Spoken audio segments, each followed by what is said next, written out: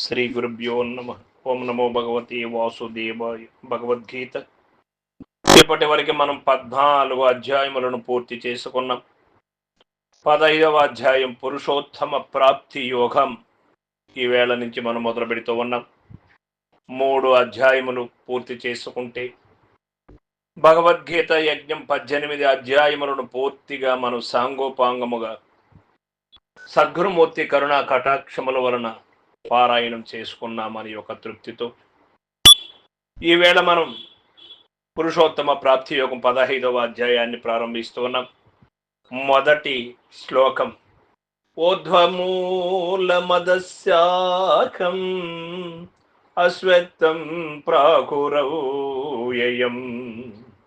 ఛందాంసి యస్య పర్ణాని యస్తం వేద సవేదవిత్.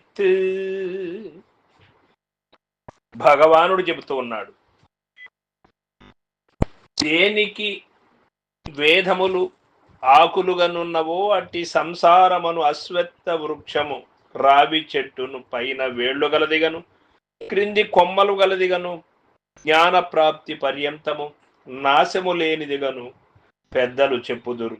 అర్జున, దానినెవడు తెలుసుకొనుచున్నాడో అతడు వేదార్థము నెరింగినవాడు అని చెప్పబడును. ఈ సంసారం ఒక వృక్షముగా పోల్చి చెప్పబడినది. అయితే అది అన్ని వృక్షముల వలె వేళ్లు క్రిందను కొమ్మలు పైనను కలది కాదు. కేవలము తద్విరుద్ధముగా నున్నట్టిది. వేళ్లు పైనను కొమ్మలు క్రిందను కలిగి ఉన్నది ఈ యొక్క శరీరం అనే అశ్వత్థ వృక్షం.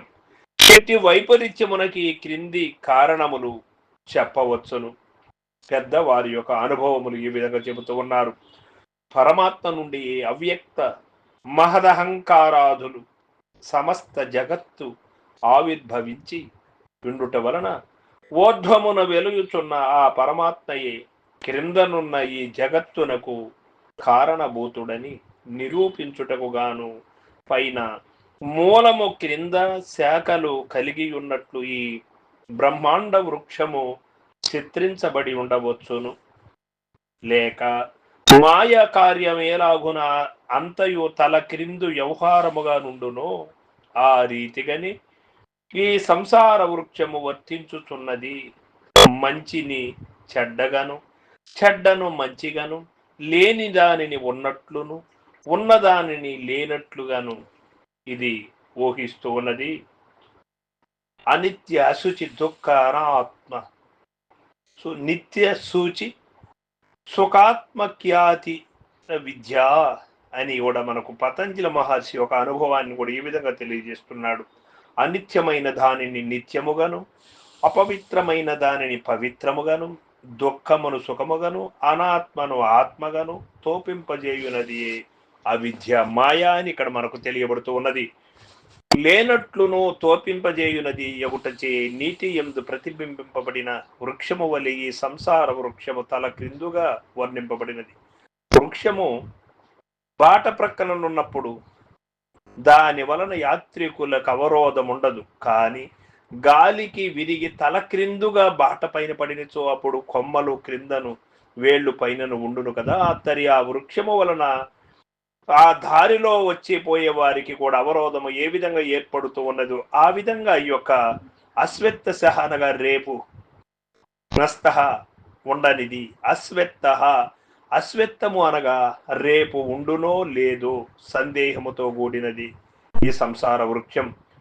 నశ్వరమైనదని భావం.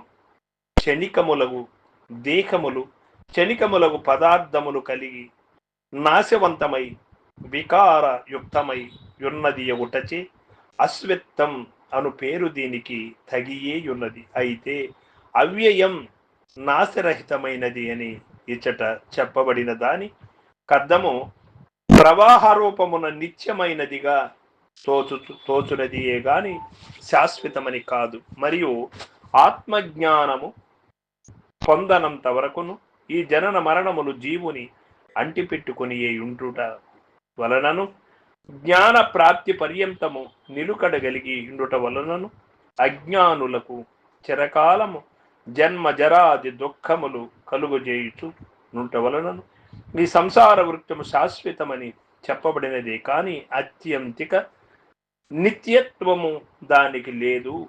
అట్లు కాకున్నచో మరొక శ్లోకమునని అసంగ శస్త్రముచే ఆ వృక్షమును ఛేదించి వేయవలెనని భగవానుడు ఎలా చెప్పుదురు?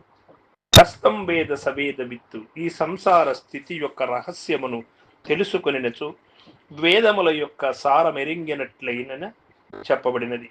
ప్రతి బింబ రూపమైన ఈ జగత్తునకు మూలాధారము బింబమూతమగు పరమాత్మయే అని వేదములు ఉద్ఘోషించుతున్నవి. కావున పరమాత్మ నుండి ఈ జగత్తు విస్తరించినదని ఎరుంగువాడు అట్టి బ్రహ్మ బీజము నుండి జగద్ వృక్షమావిర్భవించినదని తెలుసుకొనువాడు వేదార్థమును చక్కగా నెరింగిన వాడు ఎగును. సంసార వృక్షమెట్టిదు భగవానుడు చెబుతూ ఉన్నాడు. అది వేళ్ళు పైనను కొమ్మలు క్రిందను గలది. జ్ఞాన ప్రాప్తి పర్యంతం నాశము లేనిది. వేదములే ఆకులుగా గలది. వేదార్థము నెరింగిన వాడెవడు అన్నప్పుడు ఈ ప్రకారముగా సంసార వృక్షమును గూర్చి ఎరుంగువాడు అనగా బ్రహ్మము నుండి ఏ జగత్తు ఆవిర్భవించినదని తెలుసుకునివాడు ఈ జగత్తునకు ఆధారము పరమాత్మయే అని నిశ్చయించువాడు వేదార్థము నిరింగిన వాడగును అని మనకు ఇక్కడ తెలియబడుతూ ఉన్నది. సర్వం సద్గురు పాదార్పణమస్తు. జై గురుదేవ.